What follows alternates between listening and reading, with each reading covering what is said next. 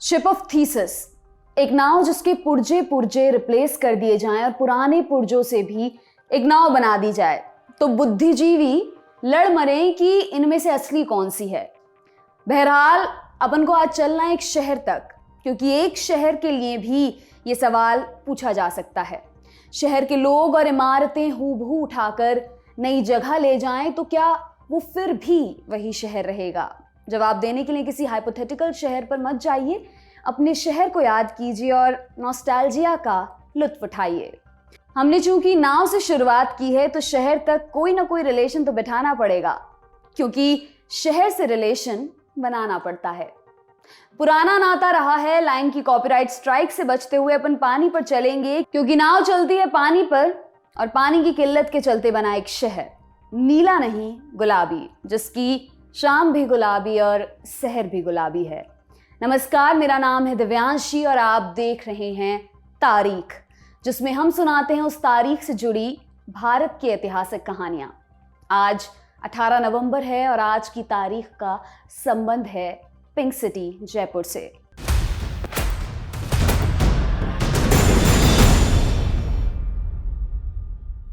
जम्बू द्वीपे भरतखंड के अधिकतर शहर गांव प्राकृतिक रूप से बसे हुए हैं। लोग कहते हैं इंसान ने सब कुछ आर्टिफिशियल कर दिया, लेकिन जब चिड़िया का बनाया घोंसला प्राकृतिक तो इंसान का बनाया घोंसला कैसे आर्टिफिशियल हो गया?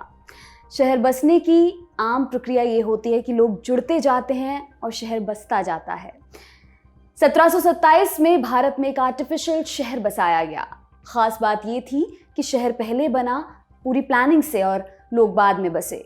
पिंक सिटी यानी जयपुर की बात कर रहे हैं हम, जिसे बनाने और बसाने का श्रेय जाता है सवाई जय सिंह को। कौन थे ये? महाराजा थे। सवाई का मतलब यहाँ सवा से है, यानी एक और एक चौथाई। राजा जय सिंह को सवाई की ये उपाधि औरंगजेब से मिली थी। इसके पीछे कुछ लोक कथाएं हैं। कहते हैं कि जब जय सिंह छोटे थे तब उनके पिता राजा बिशन सिंह उन्हें औरंगजेब के दरबार में ले गए। औरंगजेब ने हाथ पकड़ लिया और पूछा, अब तुम क्या कर सकते हो? हाजिर जवाब जय सिंह ने कहा, जब आप जैसे बड़े बादशाह ने मेरे दोनों हाथ पकड़ लिए हैं तब तो मैं सबसे बड़ा बन गया हूँ। औरंगजेब खुश हुआ और उन्हें सवाई की उपाधि दे दी। 1688 में जय सिंह की पैदाइश हुई थी। पिता की मौत के बाद सिर्फ 11 साल की उम्र में आमेर की गद्दी उन्हें संभालनी पड़ी। औरंगजेब के वसाल बने और आमेर का राजकाज संभालने लगे।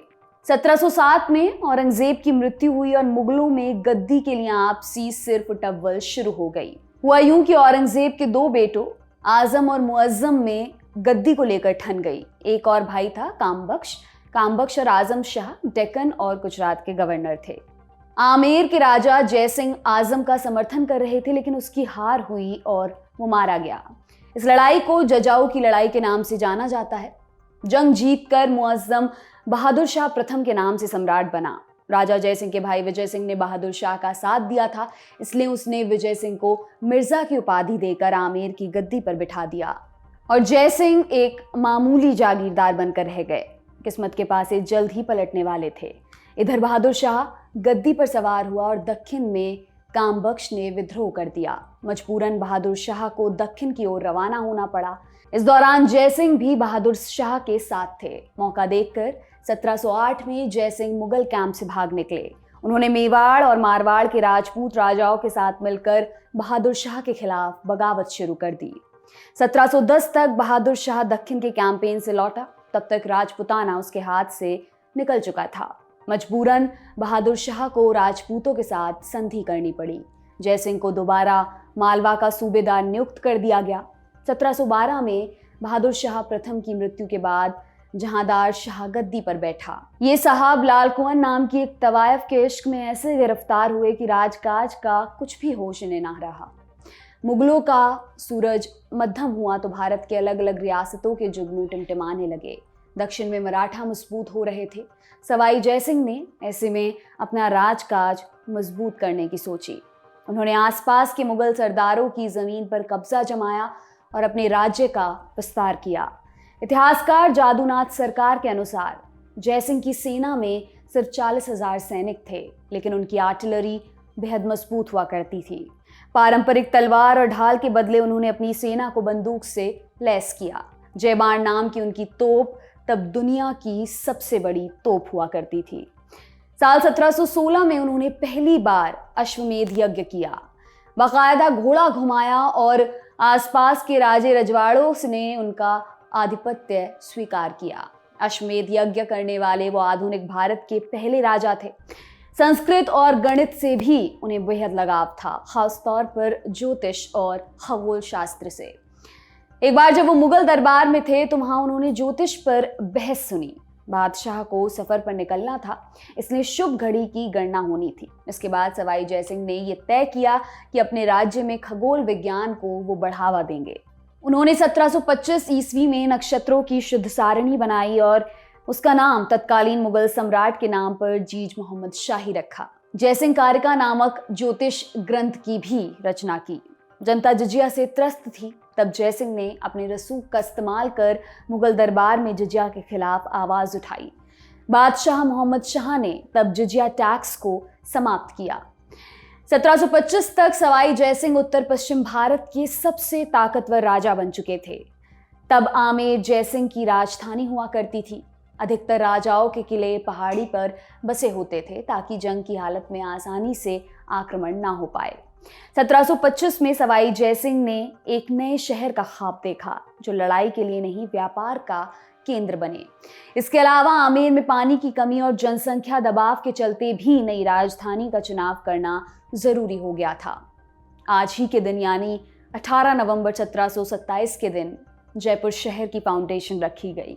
इसके लिए बंगाल से एक विशेष शिल्पकार विद्याधर भट्टाचार्य को बुलाया गया, जो वास्तुशास्त्र के विद्वान हुआ करते थे। ग्रिड प्रणाली के आधार पर शहर की नींव रखी गई। कुछ भी टैंजेंट नहीं था। रास्तों को पैरेलल और परपेंडिकुलर बनाया गया था। 9 आयताकार हिस्सों में शहर को बांटा गया, जिसके केंद्र में राजमहल और अलग अलग हिस्सों में जनता को बसाया गया। शहर के मुख्य रास्तों की चौड़ाई 119 फुट रखी गई और बीच के निकलने वाले छोटे रास्तों को 60 फुट का बनाया गया। शहर को सुरक्षित करने के लिए चारों तरफ से विशाल दीवार बनाई गई और प्रवेश के लिए 7 दरवाजे बनाए गए।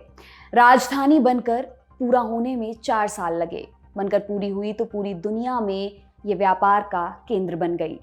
जयपुर में सवाई जयसिंह ने सुदर्शनगढ़ यानी कि नाहरगढ़ किले का निर्माण करवाया, जंतर मंतर का निर्माण करवाया, सम्राट यंत्र नाम की एक सूर्य घड़ी भी बनाई जो दुनिया की सबसे बड़ी सूर्य घड़ियों में से एक है। इसके अलावा उन्होंने दिल्ली, जयपुर, उज्जैन, मथुरा और बनारस में 5 वेधशालाओं यानी कि ऑब्जर्वेटरी का निर्माण करवाया, जिनसे ग्रह नक्षत्रों की गति का पता लगाया जा सकता था। 1876 में वेल्स के शहजादे अल्बर्ट एडवर्ड ने जयपुर देखने की ख्वाहिश जताई, तो तब के राजा सवाई राम सिंह ने उनकी आवभगत में शहर को गुलाबी रंग से रंगवाया और तब से लेकर आज तक इसे गुलाबी शहर के नाम से जाना जाता है। यही अल्बर्ट एडवर्ड आगे जाकर ब्रिटेन के राजा बने और किंग एडवर्ड 7 के नाम से जाने गए। आज की तारीख में इतना ही। आपसे कल फिर से मुलाकात होगी। तब तक के लिए देखते रहिए दी लल्लन टॉप। शुक्रिया।